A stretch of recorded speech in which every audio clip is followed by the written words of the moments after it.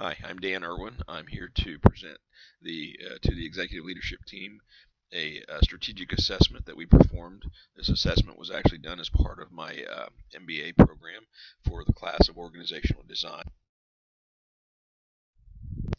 No matter what size of business or what type of business you are, everybody can benefit by sitting down and taking stock of what we do, where we're positioned inside our community, where we're positioned in the marketplace, in that community, and also in the marketplace in general.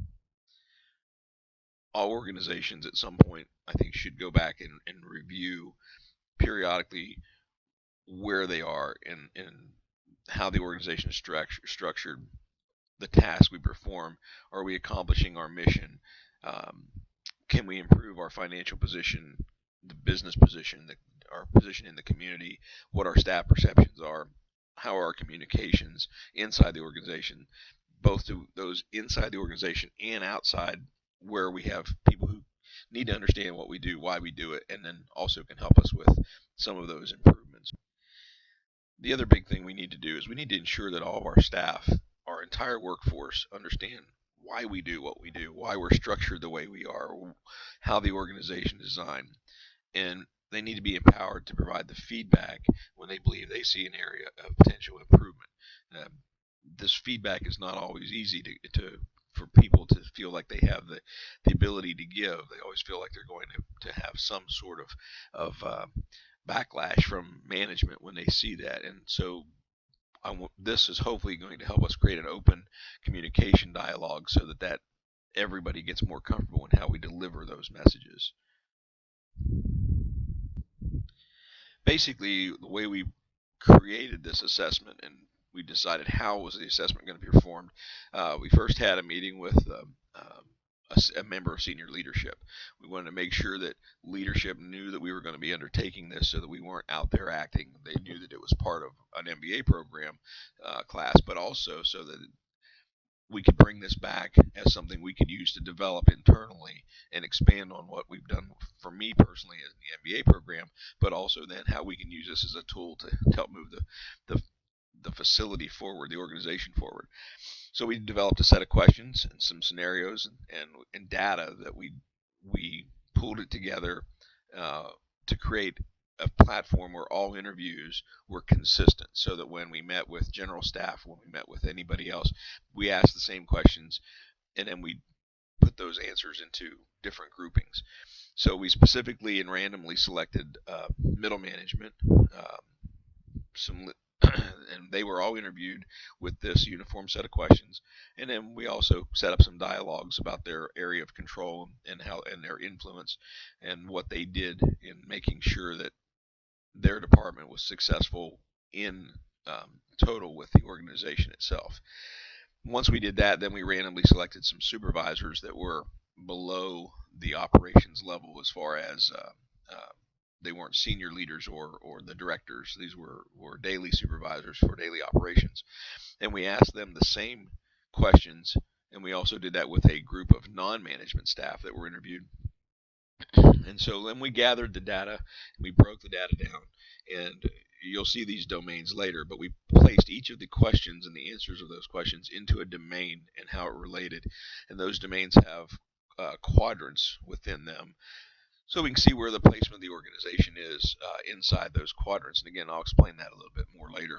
And based on the assessments of the domains, we made recommendations and provided some hopeful solutions that we can bring to senior leadership to see if there's anything we can move forward with this on and maybe expand this out into a larger project.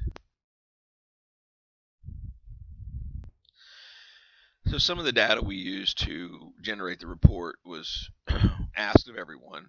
These aren't all of them, obviously, but this is kind of in a nutshell the key areas where we were really trying to get information.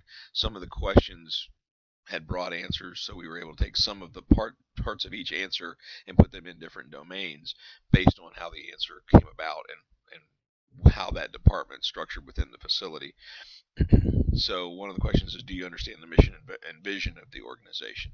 Do you understand your role as specifically within the facility or your department? Do you believe you have all the tools you need to perform your job functions? Is there adequate communication between you, your manager, and the rest of the staff? Is there adequate communication from senior leadership? Are they telling us the things we need to hear, and do we all know and we all understand what path we're on from a senior leadership view?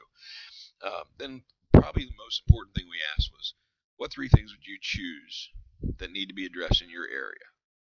And that's important because that's direct to the manager who's over that area, the director that's over that area, that we can take that information right back to them and say, here's some things where you can get your staff input very quickly to see where you need to focus, and go back to your staff and see what they need you to focus on. The other thing we did was we wanted to ask everybody something positive, and what do they like best about their job within the organization, and what do they like about the organization itself. And we don't want this to be a negative assessment. We want to provide all the positives we can while looking for those things that can be improved. So it's not looking at anything as a negative, but as opportunities for improvement. And then we discussed how they would change the organization if they were the top executive. And this is important because I think it puts everybody feels like they have an opinion. Everybody feels like they know the solution. But when you really sit down and start understanding all the detail, and we start answering this question, I think people started realizing that maybe they had opinion rather than answers. And so we were trying to differentiate between the opinion and the answer. So the data we used to generate the report, in addition to all the questions we asked from the staff and management, we through the MBA program in the class that I'm taking, our textbook was Organizational Design: A Step-by-Step Approach by Richard Burton, Borgoble, and Geraldine DeSanctis.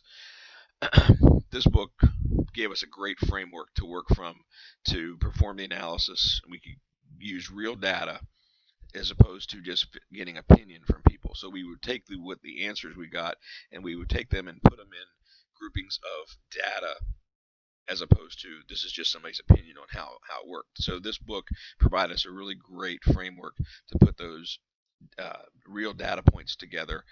And again, I talked about the domains. The domain allowed us, each question and each answer was broken down then into sub groupings, and we'll see those in a few minutes. But then the domains allowed us to break that down even further and to understand how the organization is positioned and functions internally.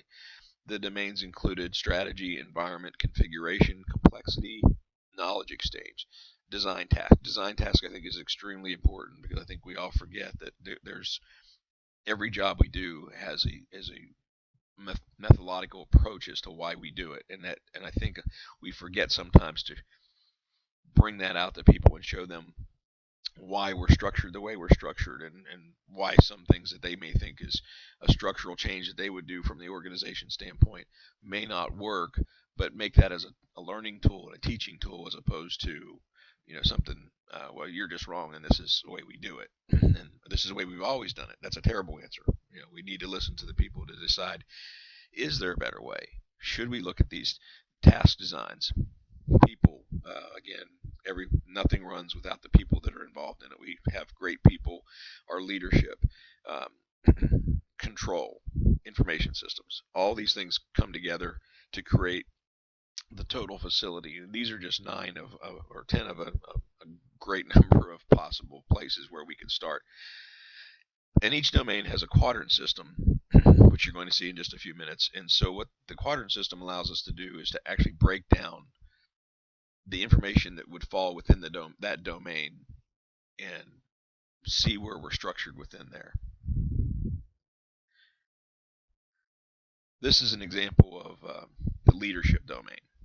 So if you look, there's 4 quadrants: manager, producer, maestro, and leader.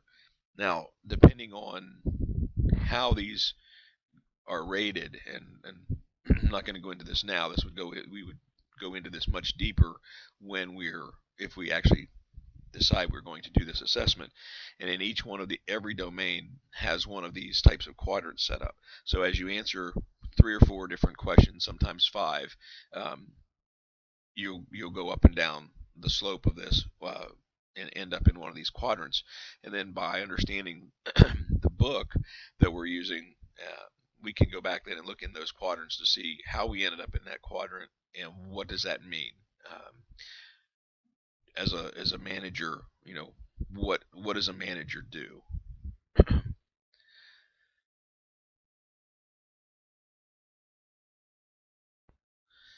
So what do we discover through this assessment? Like every organization, we have many positives. Um, our attributes here: we have great people, we have great, intelligent, educated, and very caring, and staff that have a great desire to do what we do, being that we're in healthcare and we're a hospital, specifically in the radiology department or the imaging services department, which is my area of expertise. Um, the people really, really want to be here, and they really want to help the facility grow. And we don't care about beating our competition, which every business wants to beat our competition. We want to take care of our patients. We want to take care of the community. We want to be the best we can be. Like any other organization, there are also areas that can be improved, and we're going to go into those much more in detail as we go through each of the quadrant systems through the domains. Obviously, one of the constant answers that you hear, and I don't think there's ever been a place that I've been to where communication isn't the key to making the improvements you need to make. And there was definitely areas where communication looks like it needs to be improved, and there's some areas that are good in communication, and we should look at those at how we can make those a best practice for us. So after we created all this, we looked at and took it, and so we recommended the improvements at all the levels throughout the organization, including the executive leadership team. And again, some of these are real issues, and some of these are perceived issues. And I think it's going to be how we address those real or perceived back to the staff to let them know the real issues we can address, the perceived issues we need to change the perception, and how we're going to change that perception. Why should we do this assessment? Why should we take the report that I've already done and give back to you? And why should we expand on that and really drill down into these areas of domain and quadrants of these domains to I think the main thing is that the members of the workforce at every level provided their input here. And I think now it's going to help them understand that they're important, that their views are being listened to, that they have ideas, and it's going to give us an ability to be able to take those ideas and do more with them, and then be more open to getting those ideas and doing something with it. Again, the real and the perceived discrepancies exist, and we need to take what's in the view of the workforce, and we need to decide, is this a real issue that has potential to be repaired or changed and improved? Or is this a perceived issue that, because we haven't done the right communication, or maybe we have a process in place that we haven't done a great job of explaining why it's there, that we can change the perception of the employees and the staff so that they understand why we're structured the way we are. Why do we have this task design? Why are we this type of organizational design? The other thing is this is going to bring in buy-in from the staff. If they believe that leadership is listening to them and acting on their issues, they're going to feel much more compelled to want to really, really help move the facility forward. The task design can be made much more effective and improve the performance of the whole entire organization. Task design is just one component, but I stated before, I really think this is one area where we really, really need to look to see if we have the tasks designed in the appropriate manner for where the market is today. Many facilities, many organizations have been in existence for a long time, and you get stuck in your way, and this is the way we've always done it. And so, to me, the task design, the people are in place, the leadership is in place, everything is in place. Is there tasks that will make us more efficient and better at what we do so that we can move the organization forward? We want to grow our workforce. We want to grow their energy. We want to use their energy. We want to use their knowledge, and we want to use their desire to help us move forward. And this will help us do all of that. So with that, I hope you will all review this data, read my report, give me feedback as to whether or not you think this is something that we should undertake as an organization, and maybe expand on at a department to department level, and even at the senior leadership level. Thank you very much.